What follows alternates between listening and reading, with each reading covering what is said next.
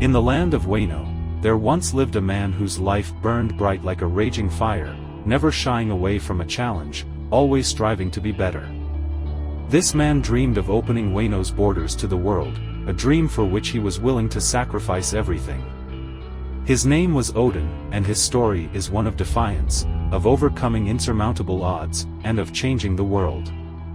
Even now, long after his passing, Oden's legacy lives on in the hearts of those who knew him and in the stories told about him.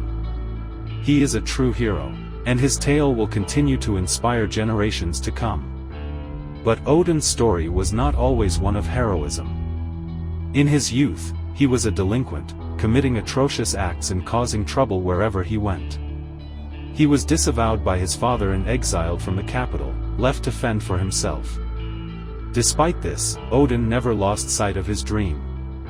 He traveled the country, gathering followers and allies along the way.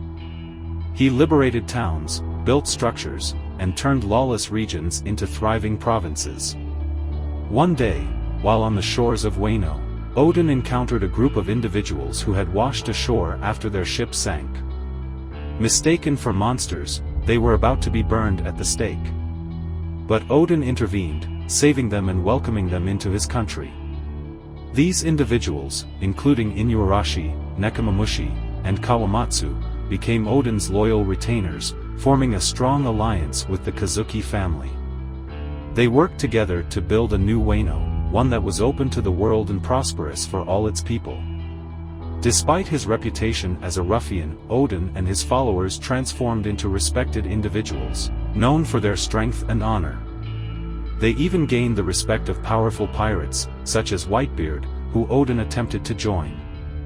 Oden's journey was not without hardship, and his life ended tragically as he clung to a chain tied to Whitebeard's ship, dragged through rough waters and crashing into rocks. But even in his final moments, Oden's spirit remained unbroken, his determination unwavering. He accepted Whitebeard's challenge to hold onto the chain for 3 days, a testament to his unwavering will. Oden may no longer walk among us, but his legacy lives on, a reminder that even the greatest challenges can be overcome with courage, determination, and a burning desire to make a difference.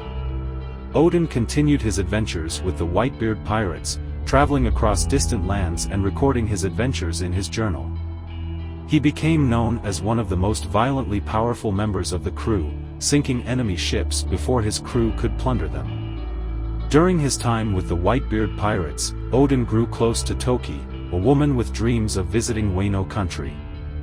They eventually had a child named Momonosuke, who became a wanted pirate overseas. When Whitebeard segmented his crew into divisions, Oden became the commander of the 2nd Division. Back in Wano, the shogun Sukiyaki fell critically ill and had to select an heir. Since Oden was absent, he appointed Kurozumi Orochi as his proxy.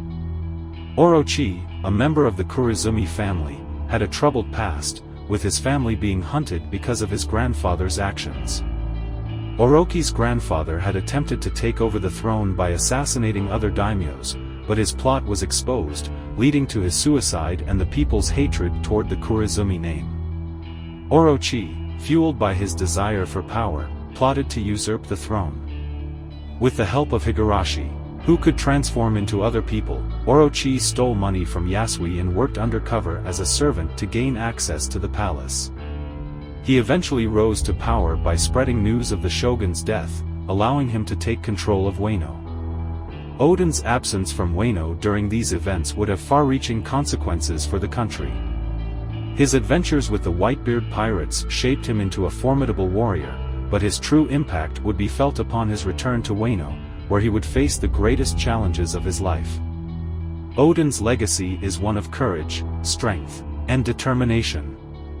His story is a testament to the power of dreams and the impact that a single individual can have on the world. Even now, his spirit lives on, inspiring others to never give up on their dreams, no matter the odds. Reached his 4th year under the Whitebeard pirates, giving birth to another child, Hiyori. During this time, they approached an island being plundered by Gol D. Oden picked a fight with Roger but was defeated. Whitebeard appeared, and a clash between the two crews ensued, lasting for 3 days before a ceasefire was declared. On the 4th day, a gift exchange took place, and Shanks and Buggy appeared, frightened by Teach, who allegedly had never slept in his life. Roger was amazed that Oden could read a poneglyph and asked to borrow him for a year to reach the final island of the Grand Line. Whitebeard initially refused, but Oden, determined to find the final island, agreed to join the Roger pirates with Toki and his children. As Oden journeyed with the Roger pirates, they stopped at Jaya, where Oden stole food from the stores, unaware that it was a lawless town. The townspeople retaliated, but Oden fought them off and made Oden stew for his crew. Roger eventually contracted a terminal illness but continued their adventures merrily, singing Binks Sake along the way. They discovered the ancient golden city of Shandora and its national treasure, the Belfry Bell, as well as a poneglyph revealing the location of Poseidon in Fishman Island. The Roger pirates set sail for Water 7, where they suspected another poneglyph was located. They met Tom, the ship's creator, and continued their adventure to the Red Line, finding the Sabaody Archipelago and Fishman Island. There, they learned about Poseidon, a mermaid with the ability to control sea kings, who would be born in 10 years. Oden's adventure with the Roger pirates eventually led him back to Wano Country, where he found a road poneglyph. However, Toki fell ill from fatigue, so Oden left her and the children in Wano. Inuarashi and Nekomamushi also decided to stay behind. As Oden set sail once again with the Roger pirates, he noticed a slight change in Wano. Meanwhile, Orochi and Higurashi expressed disappointment that the Kozuki family now had a viable heir after Oden. The Roger pirates traveled to Zou, where the last remaining road poneglyph was located. They were greeted by its duke, Inuarashi, who was thankful that both he and Nekomamushi were alive. Young Pedro also asked to join the pirate crew, but Roger denied him due to his age, stating that his time would come. The Roger pirates now had all the information they needed to find the final island, but Buggy fell ill with a high fever just before the trip, so he and Shanks had to stay behind while the others left. Before Roger left, he gave Shanks his iconic straw hat. News spread across the world that the Roger pirates successfully conquered the entire Grand Line, making Roger the first pirate king in history. Finding the island, Roger thanked a certain Joy Boy who left him the treasure. He named the island Laugh-Tale and left it untouched for centuries. Roger became the first ever pirate king but knew his days were ending due to his terminal illness. The Marines, including Garp, as well as other pirates, started fighting more aggressively to take Roger down. He decided to disband his crew and left his ship with Rayleigh to take the other crew members home. Rayleigh first took Oden back to Wano Country, where he reunited with his wife and children. The citizens were happy to see him return, as he had become a celebrity. Oden also met his retainers, except for Ashura and Denjiro. Oden learned what happened to the country while he was gone. Sukiyaki died of an illness, and Orochi became the temporary shogun, backed up by the powerful pirate Kaido. Orochi had almost absolute power and built several weapons factories operated with slavery. After a family was executed by Orochi, the 9 red scabbards protested the cruelty by going to Orochi's palace. However, while they were away, Kaido's men invaded Kinemon's palace and attempted to kill Momonosuke. Although the enemies were fought off, Toki was shot in the leg with an arrow protecting her child. Angry that his family was threatened and hurt by Orochi, Oden decided to confront him. He broke into the palace and attempted to attack him, but Semimaru used his devil fruit ability to create a barrier protecting Orochi. Higurashi, who was nearby, revealed that she too had a devil fruit ability, which allowed her to disguise herself as Sukiyaki and hand the throne to Orochi. The real Sukiyaki never intended to give the throne to Orochi and did not die from illness as the news said he did. Citizens outside cheered on Oden to save the country, but they were struck with poisoned arrows that rained down from the sky. Oden reclaimed the throne, but every week, he stripped down naked. In the courtyard, Oden danced like a fool, singing about Oden's stew. This weird behavior led the citizens to believe he was a fool and stopped respecting him. The children also made fun of him, but Oden did not mind the ridicule. He found out in the newspaper that Roger had been executed overseas. Whitebeard also received the news, reflecting on the last time they met, where Roger told him all about the mysterious will of D. Previously, Roger was taken to his birthplace, Log Town, to be executed by impalement. Doflamingo, Buggy, Shanks, Mihawk, Crocodile, Moria, and Dragon all witnessed the event. In his last moments, someone asked Roger where his treasure was. As his final words, Roger said that he hid the treasure for others to find. The executioners impaled Roger, ending the life of the first ever pirate king. Oden went to the beach to mourn because Roger told his crew not to cry for him. Oden laughed in tears to mourn his death. 5 years passed since Oden's return to Wano Country, and nothing much had changed. He had garnered a reputation for being the silly lord for his naked dances, but the other daimyos and his retainers supported him unconditionally. However, Orochi made his move. He wanted to start building weapon factories in Kuri to transform the country into the leader of the weapons industry. Orochi captured Hyogoro, who refused to serve him, and sent him to prison.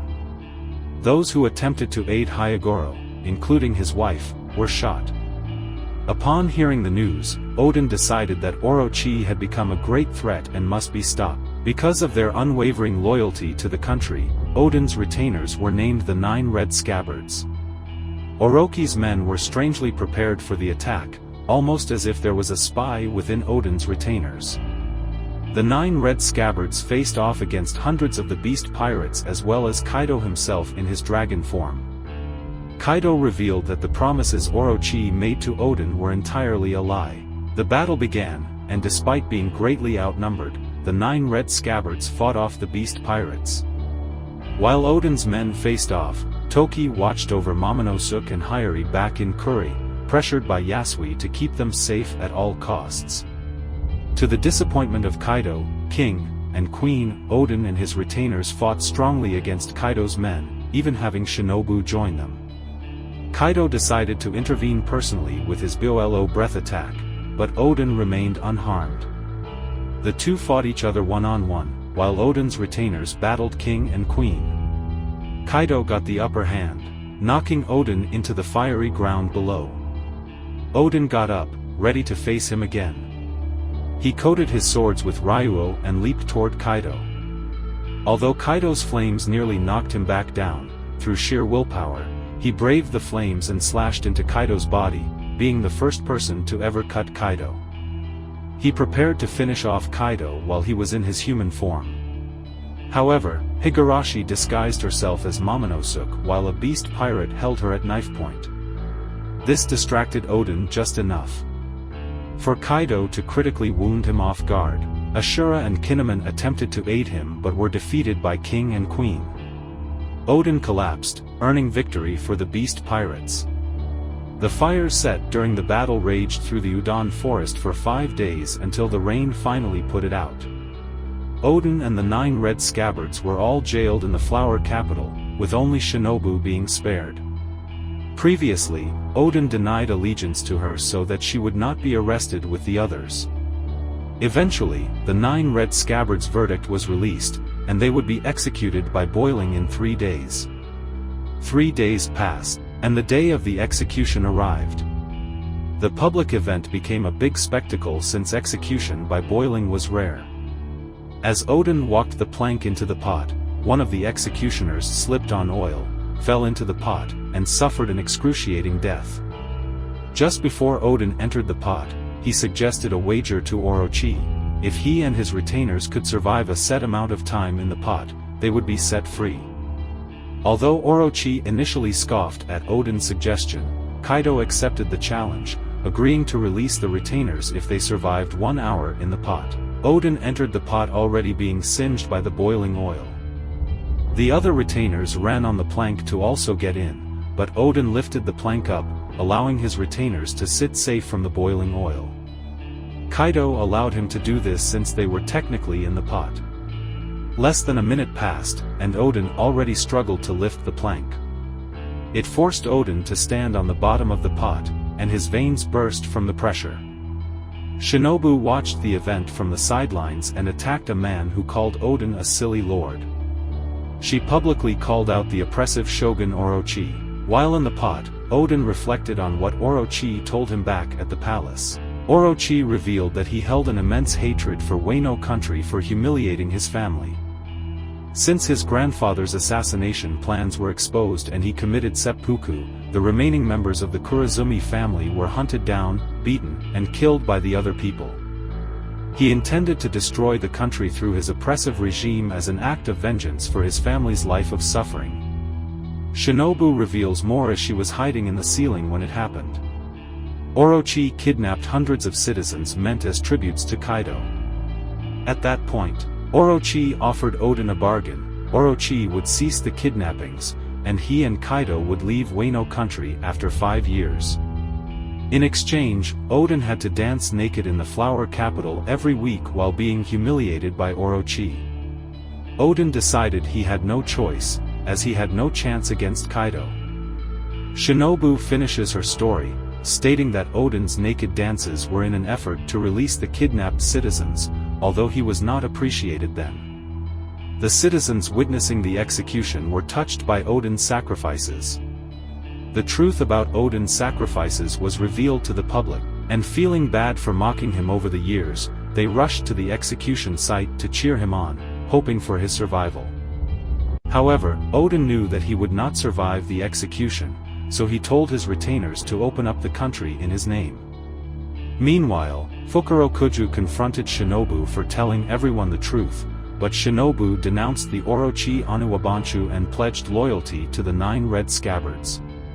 30 minutes passed, and Oden still stood strong, so Orochi ordered his men to further increase the temperature. 10 minutes remained, and Orochi became increasingly frustrated that Oden had not yet died. Through pure willpower, Oden pushed through the final 10 minutes and completed the challenge. Despite this, Orochi decided to break his promises, and the firing squad pointed their guns at Oden anyway. After telling his retainers to open up the country for him, he threw the plank away from the execution. In the end, this transformed him into a cold and cynical person under the new name Kayashiro. He created a new Yakuza group and very begrudgingly pledged allegiance to Orochi to work undercover. At night, he became the infamous thief Ushimitsu Koso. Eventually, Hiyori ran away out of guilt for Kawamatsu. She showed up at the brothel owned by Kayashiro, who immediately recognized her. Kayashiro took her into the brothel and raised her, transforming her into an oiran by the name of Kamurasaki. She was to carry fake blood at all times so she could fake her death when needed. In a world where dreams are reality, Oden was a man who lived his life to the fullest. He was a samurai, a pirate, and a ruler, but most importantly, he was a dreamer. He dreamed of opening Wano's borders to the world, and he was willing to sacrifice everything to make that dream a reality. Oden was a flawed character, but he was also a great one. He was brave, strong, and kind. He was also a bit of a goofball, but that just made him more endearing. Oden's story is a reminder that we should never give up on our dreams, no matter how impossible they may seem. He showed us that anything is possible if we have the courage to fight for it. Oden's legacy lives on in the hearts of those who knew him and in the stories that are told about him. He is a true hero, and his story will continue to inspire people for generations to come.